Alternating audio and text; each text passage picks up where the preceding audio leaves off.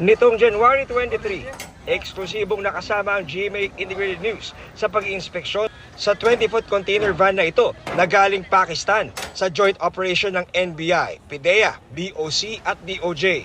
Sa unang tingin, mga kahon ng pasta ang laman. Pero nang isa lang sa x-ray, nabisto na ang kontrabandong hinahanap ng mga otoridad. Nang ikutan ng mga drug sniffing dogs, ilang beses umupo, indikasyon na may droga silang naamoy. Mga kapuso, ito ongoing yung pagkasagawa ng examination. Sa ngayon, ito namang mga equipment ng Bureau of Customs ang ginamit. Mabas na ito ay methamphetamine o shabu. So, ang packaging niya, siya daw ay kunwari dried mangoes.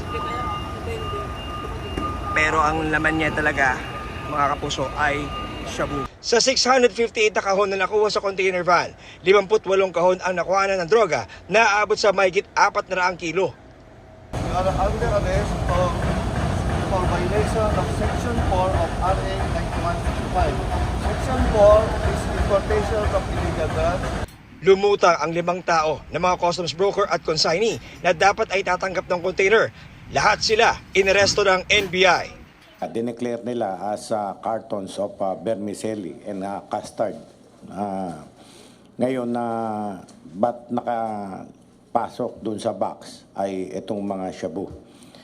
Bakit 5? Makita nyo iba-ibang layering, no? Iba-ibang tao, no? From consignee, yung broker, iba-ibang tao.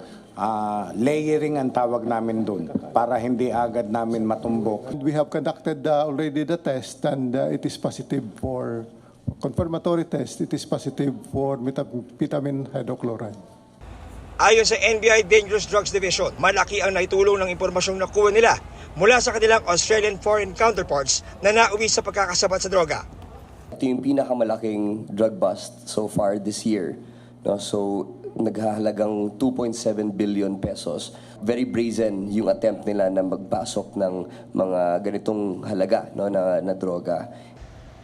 Hawak na ng PIDEA ang 404 kilo ng shabu habang sinampahan na ng illegal importation of prohibited drugs ng RA 9165 ang 5 inaresto.